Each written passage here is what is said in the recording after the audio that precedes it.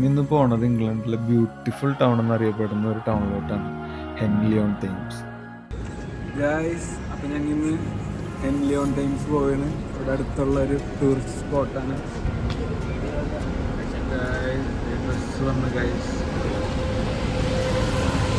അപ്പോൾ നമ്മുടെ Henley on തേംസിലോട്ടുള്ള യാത്ര തുടങ്ങി. നമ്മുടെ ടൗണിൽ നിന്ന് ഒരു 1.5 മണിക്കൂർ യാത്രയുണ്ട് അങ്ങാടേക്ക്. ഇത് കൺട്രി സൈഡ് ആയതുകൊണ്ട് ഒരുപാട് കാടും മലയൊക്കെ കയറി ഇറങ്ങി വേണം പോകാൻ ഗൈസ്. ഇംഗ്ലണ്ടിലെ ഒരുപാട് സെലിബ്രിറ്റീസ് താമസിക്കുന്നതും സ്വന്തമായിട്ട് വീടൊക്കെ ഉള്ള ഒരു സ്ഥലമാണ് ഹെൻലി.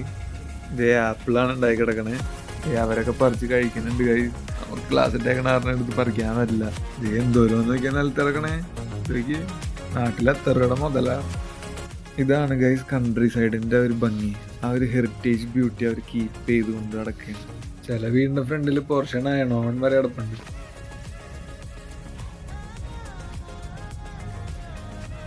നമ്മൾ ഈ ഇംഗ്ലീഷ് ഫെയറി ടെയിലൊക്കെ കാണുന്ന പോലത്തെ സ്ഥലങ്ങളാണ് മൊത്തം. അതുകൊണ്ട് കുറേയൊക്കെ നമുക്ക് കണ്ടുപരിചയമുള്ള സ്ഥലങ്ങൾ വിട്ട് തോന്നും. കണ്ട ഒരു രക്ഷയില്ലാത്ത വ്യൂ ആണ് മൊത്തം.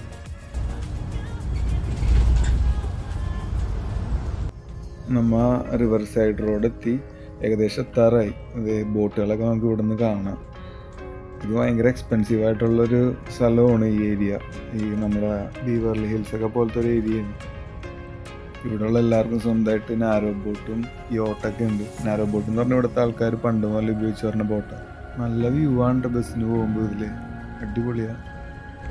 പിന്നെ പീക്കി ബ്ലൈൻഡേഴ്സ് സീരീസ് കണ്ടിട്ടുണ്ടെങ്കിൽ മനസ്സിലാവും. അതിനകത്ത് കിലിയൻ മർഫി മെൻഷൻ ചെയ്യുന്നുണ്ട് ഹെൻലി ഓൺ തേംസിനെ പറ്റി. അതിനകത്തൊരു സീനിൽ തേംസ് റിവറും ഹെൻലിനെ പറ്റി അവരും ചർച്ച ചെയ്യുന്നുണ്ട്. നമ്മ ഏകദേശം എത്താറായിട്ടുണ്ട്. പിന്നെ ഈ ഏരിയയിൽ നിറച്ചും റിച്ച് ടീംസിൻ്റെ വീടുകളാണ്. പാലസ് പോലെ ഇരിക്കുന്ന എല്ലാം.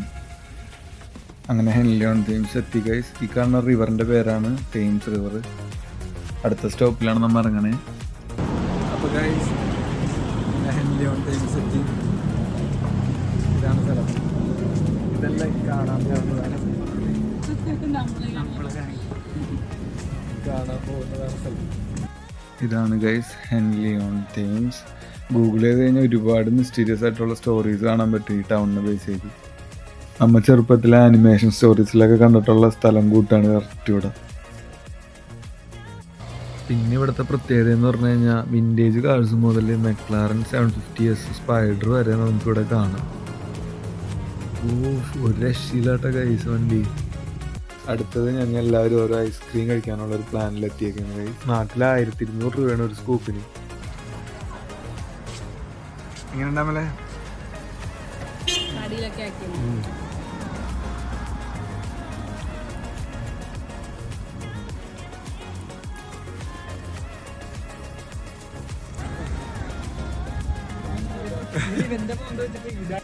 ഇവിടുത്തെ മെയിൻ ആയിട്ടുള്ള ഒരു അട്രാക്ഷനാണ് ആ 5 ആർച്ച് ബ്രിഡ്ജ്. 1756 പണിത ബ്രിഡ്ജാണത്. പിന്നെയെന്ന് പറഞ്ഞു കഴിഞ്ഞാൽ പ്രായമായിട്ടുള്ളവർ അവരുടെ റിട്ടയർ ലൈഫ് ആഘോഷിക്കാൻ വേണ്ടി ബോട്ടും മേടിച്ച് വന്ന് ക്യാമ്പ് അടിക്കുന്ന ഒരു സ്ഥലമാണിത്. ആ കിടക്കണതാണ് നാരോ ബോട്ട്. ഇവിടെ ഒരുപാട് കാഴ്ചകളുണ്ട് കാണാനായിട്ട്. പക്ഷേ ഫോണിൽ ചാർജ് ഇല്ലാത്ത കാരണം കുറേയൊന്നും എടുത്തില്ല. ഒരുപാട് ബോട്ട് ഇവിടെ ക്യാമ്പ് ചെയ്യാൻ വന്നിട്ടുണ്ട് ഗൈസ്. എല്ലാവരും നടന്ന് ക്ഷീണിച്ചിരിക്കണേ ഈ കാണുന്നത് ഗൈസ്. അപ്പോൾ ചാർജ് തീരാറായി. ബൈ.